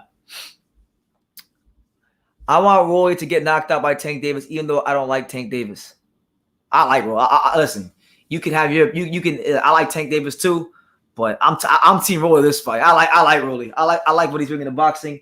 You did by bringing. Listen. He's bringing something to the 135-pound division. You could say he sucked. You could say he had a bad performance against Jackson Mourinho's, but he's bringing something to 135 that I wish more people at 135 had. You know what it's called, Pops? What's that? You know, Don Turner told me that this is what makes fighters greater than others. You know what it was? Fight? Balls. Yep. Balls. I remember that. Balls. You sat there thinking about it. The answer. It's simple. He said, "Yeah." Come on, man. So look, just for him, he got less than 15 fights. He's fighting Tank Davis. All the respect in the world goes out to Rolly. Now, whether he can win or not, that's another discussion. Yeah. I think it's a tougher fight than his last. I'll tell you, I think Rolly is a tougher fight for Tank than his last 2 or 3 fights. But we'll see. Hopefully for his sake. You see Tank knocking him out? Listen. So I don't know. I'm picking Tank to stop him, but to stop Rolly? Yeah, he gonna beat Rolly. He gonna beat him, but knock him out. He's not gonna outbox him. You know, have you seen Tank outbox people before? No, I never seen it. Yeah. So, Rolly had a gift decision. He's the Mayorga of the 135. Wait, he got a gift decision, but we'll see. He's bringing that. Listen, he's showing these prima donnas like Devin Haney and Ryan Garcia how it's done. You know, these guys over here tap dancing and getting on Instagram and flashing all this money they got and then whining and complaining about how nobody likes them like Ryan Garcia. Listen. And all he's doing is just showing that he has the balls to fight these guys. Yeah. So all respect goes out to the kid from Las Vegas. Rolando Rolly Romero. I'm rooting for him. Mm-hmm. You know, I'm rooting for him. I like Tank. Huge fan of Tank, but I'm also a huge fan of Rolly. Even though I know I was hard on Rolly when he lost to Jackson Mourinho's, I still like Rolly. Is this his biggest test? For Tank of his last. I think he's a tougher test than wise. Barrios. I think he's a tougher test than Leo Santa Cruz. You've been saying that for the longest time, though. I thought Barrios was gonna be better than he was, and he wasn't. And what made you think that? I thought he was coming in big. What made that? Big, strong. I said he's gonna cheat. Yeah, when I watched the press conference, I knew he was gonna win. You did say that. Tank's gonna fight. Tank's gonna find out who is LS Tech. That guy ain't being Tank Davis. Yeah, that guy ain't being Tank Davis. Hey, he fought some guy whose name he fought some European dude whose name he can't pronounce. Okay, how about Bahir Ahmedov. Okay, 7-0 or whatever, and he got a gift against him. Okay, how about that mind game that really just did with the balloons? What about it? That's gonna affect. That doesn't win fights. That's gonna give more energy. I'm telling you this, man. He's doing all this shit. He better be fucking training. I know you just. He better be training. I'm telling you. You did tell me that. Gervonta Davis is gonna listen. Gervonta Davis, when he fights on pay-per-view, is always a different fighter, and I told you that for a long time. Yeah. So you just. I told you off before Tank even fought pay-per-view. I told you guys. I said, look, when Tank gets that pay-per-view level, that's when you're gonna see the best Tank. And so far, so good. He's been the best Tank. You did tell me. You said, "Bro, you better stop making all the clown thing. Take the fight serious." You did say you called it. Yeah. You said you better stop playing with that shit. Well, listen, like you can have your opinions on Tank. You can say, oh, he's check picking weight classes and all this stuff, which he is. But he's talented. There's a reason why I had a series on this channel called the Gervonta Davis Witness Protection Program, because he is check picking the weight classes. But at the same time, he's still doing what he's got to do. He's looking spectacular. He's doing his job, and he's knocking everybody out. And he's explosive, and he brings the excitement. So, yeah, man. In theory, Rolly should have beat Mikey Garcia. In theory, Rolly beat Mikey Garcia. He beat Yigit, who beat Martin, who beat Garcia. That's right. Wow. That's right. Damn. Did that go over your head? No, he's saying in theory he beat the guy. They're doing the 90 degrees of separation. You know, he beat Yigit. Rolly beat Yigit, right? Yeah. Yigit beat Sandor Martin, Jeez. who beat Mikey Garcia. That's crazy. So he beat the guy who beat the guy who beat Mikey Garcia. That's crazy. So yeah, Rolly way better than Mikey Garcia. Way better. That's right. Shout out to everybody here, man. We're live. It's late as fuck here in South Florida. But shout out to all 41 of you here. When's the Jamal Herring and Next week, program reminder. Next week we'll be live for the Jamel Herring versus Shakur Stevenson fight, and then the week after that is what's the 30th? The 30th, I'll be in Vegas. A week after that, I'll be in Vegas. Oh my God. The 30th will be Jerron Ennis versus Delorme. I'm probably gonna be at that fight. That's a crazy fight. So you guys will get a vlog from me at the Jerron Ennis Delorme fight. Jamal James all fighting Butayev. You will be watching Jamal Ennis in the stadium in the front seats. Who? You know who? I don't. Virgil Ortiz. Oh my God, Virgil Ortiz. Let me go on this one. Oh man. Yo, you guys, me and my son had an interesting discussion if you weren't live last night. Oh God. I'm picking. Oh God, here we go. If Shakur Stevenson fights Navarrete gonna beat the shit out of Shakur Stevenson. That's what I'm picking. So look, there's 40 of you here. Just in the comments, if Navarrete fought Shakur Stevenson at 130, who are you picking? Shakur Stevenson. Just type in Shakur or put Stevenson or put Navarrete in the comments. Yeah, because I'm thinking the punch volume that Navarrete throws will be the difference maker. And I'm trying to tell him the precision, the range, the distance control of Shakur is gonna lower that output. And I'm even telling Pops. Shakur has no power to do shit. I've been telling Pops. Yeah, no knockout. Don't be surprised if power. Shakur Stevenson stops. If he stops, if it happens, if that fight happens. Still stop Navarrete. If that fight happens. But Navarrete will beat the shit out of Shakur Stevenson. Straight up. I like Shakur Stevens. Now look, we got no power. We got people agreeing with you. Navarrete eat Shakur alive. Navarrete at 26. See? I'll tell you, man. Chance Dawson. You know, Chance. See, look, I'm gonna get on my southpaw. I don't know if you know southpaw. That dude southpaw. Do you box? Yeah. Shakur has a Chance has a picture of him boxing, so he know boxing. No, I like Shakur, but the thing is, I know Shakur, and my son's telling me he's got speed, he got defense, he got this shit. That's fine, I've seen that too. But he hasn't shown But anything. he never finishes his fighters, and he never knocks the fuck out. And if he's gonna fight that, if he's gonna fight Navarrete, he will not. He's not a Joel. He's not Joel, whatever who fought yesterday. He already beat Joel. And he's not up to Tufo. He beat Tufo. Who's this? Shakur, and you're guessing. No, I ain't talking about. You're doing what Benavidez fans are going on. You're doing what Benavidez fans are gonna do if Benavidez beats Uzbekigi. They don't want to get fucking Plank Player for beating Uzbekigi, but when Benavidez beats them, oh my God! My whole basis on Navarrete is his punch output will be the difference in the fight. Simple as that. And Shakur doesn't have no power. He has no power. My son's gonna say, "Oh, you're gonna watch that fight, and he's gonna knock the shit out of Navarrete, and then you change over." Nobody's getting stopped when they fight. He's not getting stopped, Brendan. He getting stopped. Joel Gonzalez fucking almost got him out of there. I don't want to hear about. Okay, we'll see. Stay tuned. What's next? Rory Johnson says Shakur. Yeah, see, we got. It's pretty even, right? Can Shakur get through Herring? Well, Pops doesn't think so. Pops got Herring. I got Herring. I like Herring. I just like Herring. I was just supporting him because he's a veteran, but that's not really using my logical reason behind that. I think Shakur probably be Herring, but I'm going because he's a veteran. I think he might edge it out. But you were criticizing him. 2 fights ago, you were just criticizing him because he's a veteran. Now you're supporting him because he's a veteran. I didn't realize it was an injury. No. You said he's quit. Anyways, I'm telling you like this. The fight I want to see Shakur and Navarrete. And that's going to be fire right there. I'm telling you right now. And you know who I got? Ah, man. This guy, man. Luke, what did Canelo say that, boo-boo? Luke, this guy. Oh, Luke, this guy.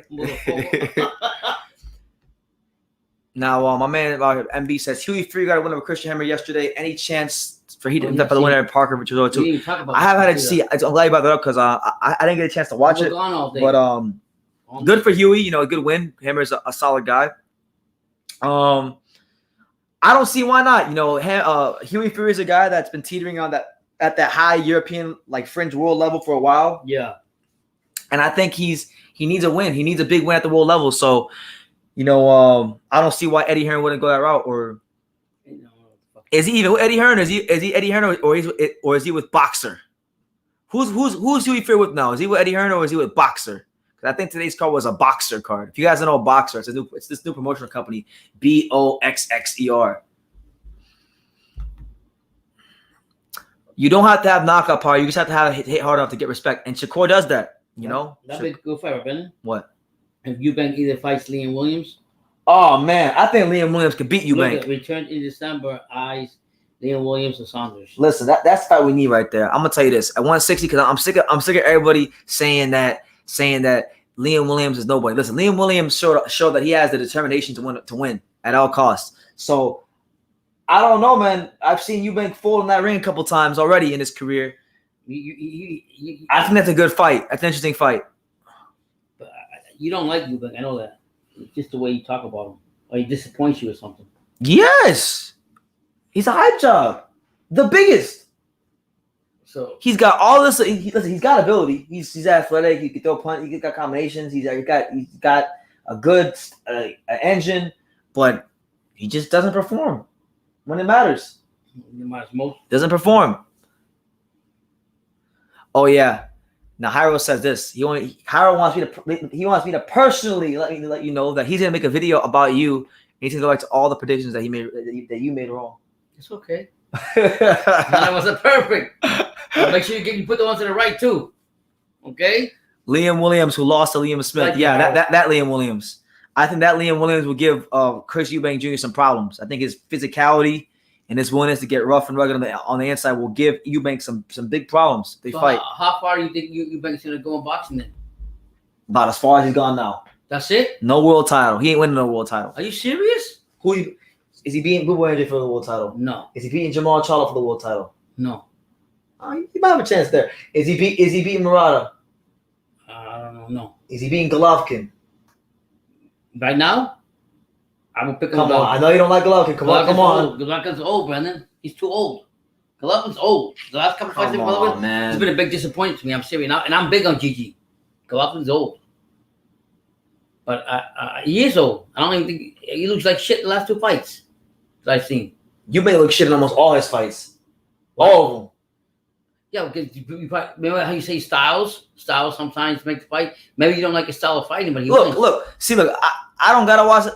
I'm glad. Look, I don't even watch Chris Eubank Jr.'s fight because I already know that he's gonna win and not look like he fought a nobody today. He fought a fighter that he's supposed to beat. I won't call him nobody. I won't disrespect the fighters, but he fought a fighter that he was supposed to beat. And Emmy Boxing's telling you straight away. What you saying? He didn't look good. Oh wow! And guess what? He never looks good. He almost never looks good. Whether he wins or loses, he never looks good. Actually, no. There was one fight he looked good against. There was one fighter that Eubank looked spectacular against. Who's that? Avni Yildirim. Shit, anybody? The Turkish Wolf. Yeah. Okay. How about if let's say hypothetically Billy Joe Saunders and him supposed to fight, who you pick? They already fought. He already lost to Saunders. They already fought. He lost. Yeah. Billy Joe was a rematch. Yeah. To beat him again. He already beat him. He already beat him. So why's the hype in the fight then? Because he's thinking Eubank. Because Eubank always talks shit about him. When Saunders got knocked out against Canelo, Eubank was put a video of himself laughing at him getting his face broken by Canelo. Oh my god! So that's where all that's coming from. So there's no need to fight him then because he already beat him. That's crazy. Oh, here we go. Now, OG says he wants to see Eubank versus Conor Benn, but that's different weight classes, so I don't think that can happen. But I get the nostalgia factors why you want to see happen. Yeah. Did it? Avni Yildirim gets robbed against Darrell. I thought he beat him. Yeah, I thought he beat Darrell. But that was probably the best Avni Yildirim I've ever seen. That was like a one-off thing. I ain't never seen a more prepared, more determined, better Avni Yildirim than that he fought Anthony Darrell. That was. What happened when he fought Canelo? Check clear. I didn't even say that. Yeah. And look, I like Omni. Omni's a friend of the channel. Yeah. I met him. Respect to him. I talked to him on Instagram time to time. He's a good guy, but you know, we all know who we all know. We all have to know our strengths and weaknesses in life. You know how I there's like levels. That 168 that fought tonight from Egypt. Ahmed? Yeah, is he ranked? No, I don't think he's ranked, but he's good. So but you telling me that, you tell me he's just decent. He's solid. I don't know what he is at 68 because I'm basing all my opinions off of what he did at light heavyweight. Right. I don't really like. I don't. Do they know who he is? Yeah, they know who he is. Hey, tonight me and Pops were at this local card and former light heavyweight contender slash Who fought Jean Pascal? fought Jean Pascal and lost a couple years ago. Ahmed Albiali, he fought tonight against an Argentinian dude that didn't even come to win. Beat the shit out of him in like 2 rounds. He's campaigning at 168, so I was asking. My dad's asking me what do I think about Ahmed Albiali at 168, and I think at 168 he'll be a lot stronger. I think we'll have a physical advantage over a lot of fighters, but still got some work to do. But listen, I'm rooting. He admitted that. I'm rooting for him. He's one of South Florida's very own. I love Ahmed. Yeah, great guy, but gotta improve a lot. You know what I'm saying? Yeah. BT, look at Dundada's comment about Boo Boo. Okay, let me see. What do you say? Liam Williams, who hurt Andre multiple times. Liam, who was knocked out by Smith, who was knocked out by Canelo. Who was that fight? We won that fight. We were at that fight. He lost 10 rounds. He lost 10 rounds. Yeah. The guy that lost 10 rounds. That was the day when I called Eddie. It turns out. Yeah. Yeah, the guy who Caleb Plant embarrassed in sparring. Well, sparring, man. What's up, gents? The first Filipino watching from Milan, Italy. Shout out to you, champ, out there in Milan, Italy. We love everybody from Milan, Italy. MB says Albiali was coming back from a 2-year layoff, right? Yeah, 2-year layoff. Last time he fought was on the Gervonta Davis, Yukios Gamboa undercard. So you guys know how long ago that was. Wow. To be honest, like, look, he came back. He won the fight in 2 rounds. I had the fight on my phone. You guys will start seeing some of these fights come out on the channel. Yeah. But the guy that he fought, I mean, I kid you not, he hit him with like 1 punch. And this guy could barely this guy had no durability, no legs. Like I'm not trying to shit on Ahmed's win or nothing like that. But we respect any fighter that gets in the ring. We respect all the fighters, but God dang, man, you couldn't have found a least durable opponent. That was crazy, and that's basically what he was saying in so many words after they interviewed him too. You know what I'm saying? Yeah. Because I mean that guy, you know, what he remind me of Kem Neely. What's his name? Neely, the one who fought Tyson. And Tyson went then Peter McNeely. Yeah, Peter McNeely, and he went 30 seconds or whatever it was, and he felt like that before Tyson could hit him. That's what happened with that guy tonight. Oh my God, it was brutal. Brutal. It was brutal to watch. You know, but it wasn't all bad. It was a short card. It was only 4 fights. Main event was. I think the ride here was longer than the fight. The ride here was longer than the damn card. We live too far, man. We live out there. Fulton Figueroa. Who I picking? I got Stephen Fulton. I think Figueroa is good, but I think Fulton's already seen so many pressure fighters. You know, he's fought your Angelo Leos and Adam Lopez's and Isaac Avilars and guys like that. Like, he's not going to bring anything different that he hasn't seen, in my opinion. Is he a tall fighter too? He's taller, but they don't mean jack. Mean anything. Jose Ramirez, Mikey Garcia. Now, if Canelo loses all the extras from training day, will be crying. Damn. That's funny. Johnny got jokes. I like Johnny though. Johnny talking real. Do you think Wilder's done? I don't. I think with him and Malik Scott, they form a good team together, and I think they will not be Fury, obviously, but they can still be somebody that reckon in the heavyweight division. I think he'll probably retire. I don't think so. I think he will. You're gonna tell me if you get your ass beat the way you got beat, you're gonna retire like that? Eardrum. He's got his eardrum busted twice in 2 fights. That's not a thing to play around with. Man can't even probably fucking walk straight right now. You talking about he want to fight people? I'm saying he's gonna do enough for him. He's gonna do it for being an example to the people that follow him that he's a warrior and that he wants to leave in a positive note. You say we like to see him against if he comes back, we like to see him against Ruiz. No, fuck all that. AJ. Only fight I want. Somebody else is the only fight I don't want to hear about. Listen, when it comes, if Wilder wants to fight, God bless him. But if we're talking about making them big fights, yeah. If we're talking about them big fights, yeah. The only fight that matters is Wilder versus AJ.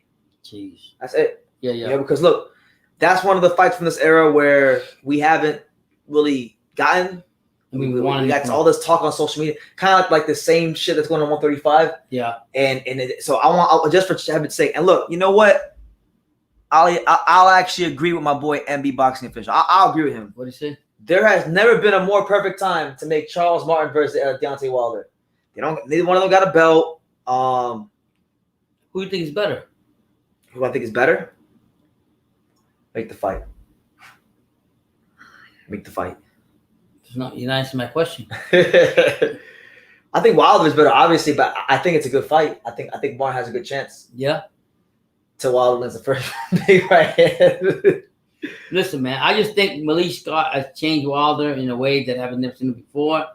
Yeah, he lost the fight, but I've seen him. I think I've seen him as a much improved fighter, and I think that Malik Scott and him could go. They might not go all the way up, but they're gonna have positives. They're gonna go where? To the coffee shop? To the candy shop? Where are they going? Because I know they ain't going for no world title. Them days is over. But what is Stacey McKillian brother? Yeah. It's over. Yeah, it's over. But yeah. Raw Dog makes a good point. What do you say? This man Wilder got like three concussions in the last fight alone, and you want him to keep fighting? 3 concussions, 2 busted eardrums, broken hand. You know, I'm not saying that. Hurt ego, hurt pride. Right, but a whole lot of money in the bank. Why fight?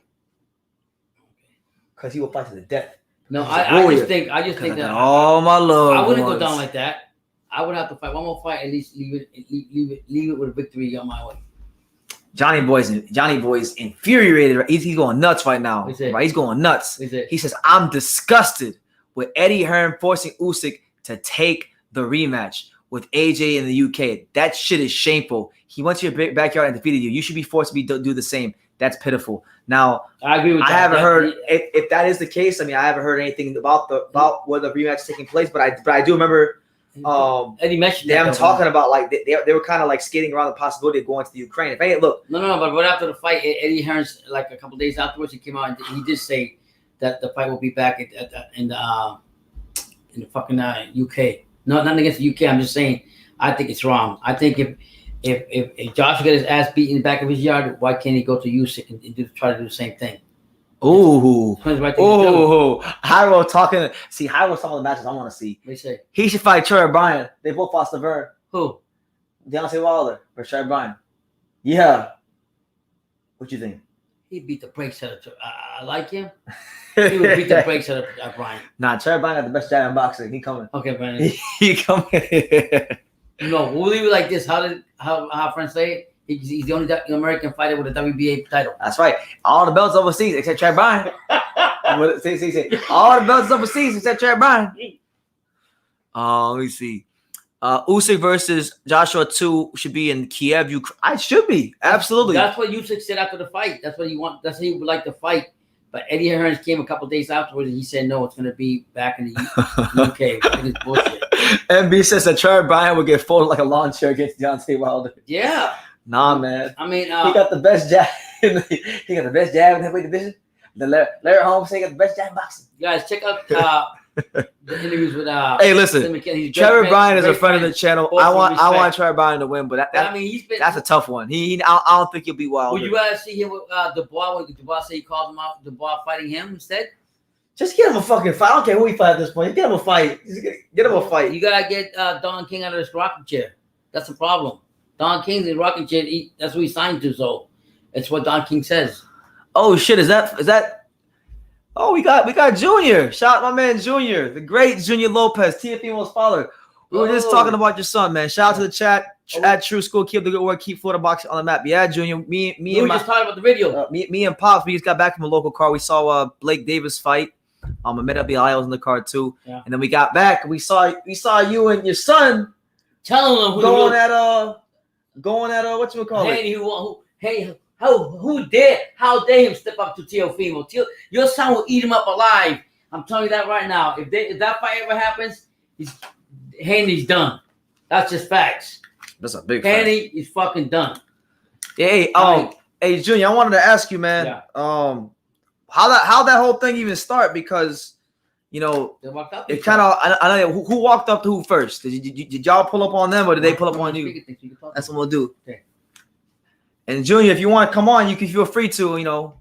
Well, for a few seconds. I know you're probably busy and you tired. I know you're probably tired, man. But if you want to come on, man, I'll drop the link. Just let me know. Let me know if you want to come on, Junior. For a few minutes. Appreciate it. He said the takeover. The Teofimo is coming for Devin Haney and Taylor.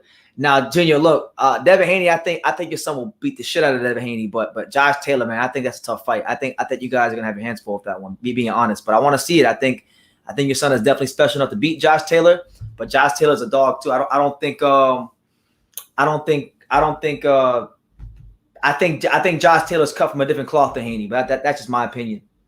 But hey, Junior, I'm actually gonna be out, and I'm gonna be out in Vegas later this month. Okay, he said drop the link. So hey, we got that surprise interview for you guys. So I'm gonna have Junior on here. I don't think you'll be able to hear him because he's gonna be on the mic. But let me see. We're gonna have Junior on here. Check. I can hear it. Wow. Thank you, Junior. So the link is there, waiting for Junior Lopez. But yeah, he started bitching and came out of nowhere.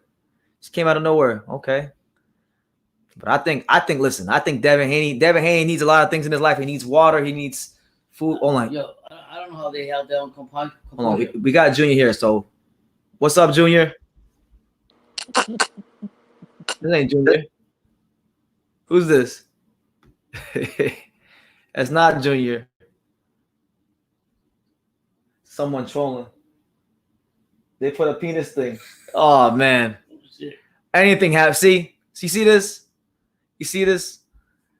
Man, see this is why you gotta watch the Untouchable True School Sports Show, man. You hear, you get gas thinking that you got Junior Lopez on the live, and you get a big ass penis on the screen. So mark that down as another historical date in True School Sports history. Anyway, fuck it.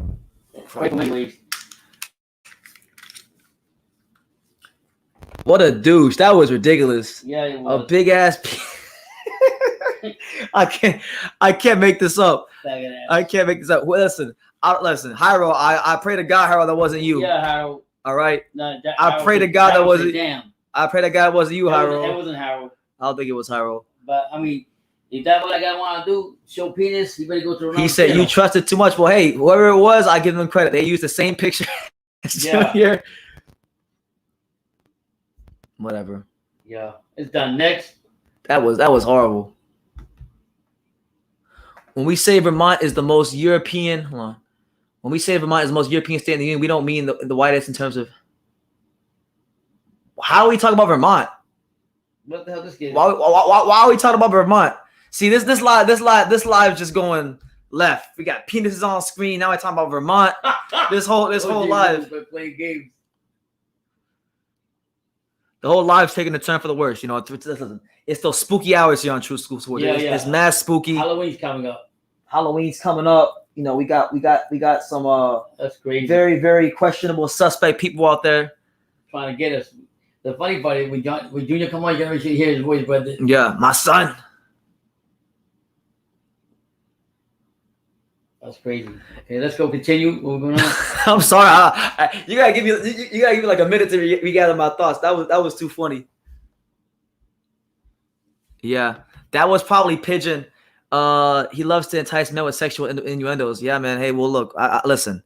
Pigeon is cool sometimes, but now we know. Pigeon's been on here a couple times with his shirt off, and Pigeon don't strike me as the kind of guy that could talk to women. He's definitely not the kind of guy that I think a woman would be delighted to see with no clothes on. So I would have Pigeon's a good suspect as to someone who would do that. Yeah. The LDBC will say Haney cheated after he knocks out, or Teofimo cheated after he knocks out Haney, or they'll say that they'll basically say that Teofimo Lopez was the beneficiary of white privilege or stuff like that. Like you know how they do over there.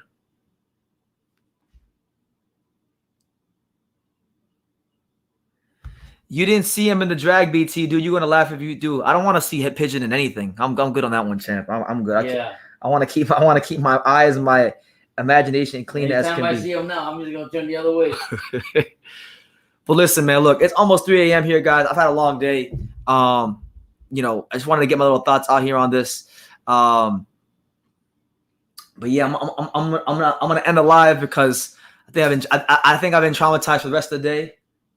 Yeah, for the rest of the night, I'm gonna have bad dreams about what I just saw, and yeah, that's what it is. Pops, you got any final thoughts? Yeah, thank you all for being here. Appreciate it.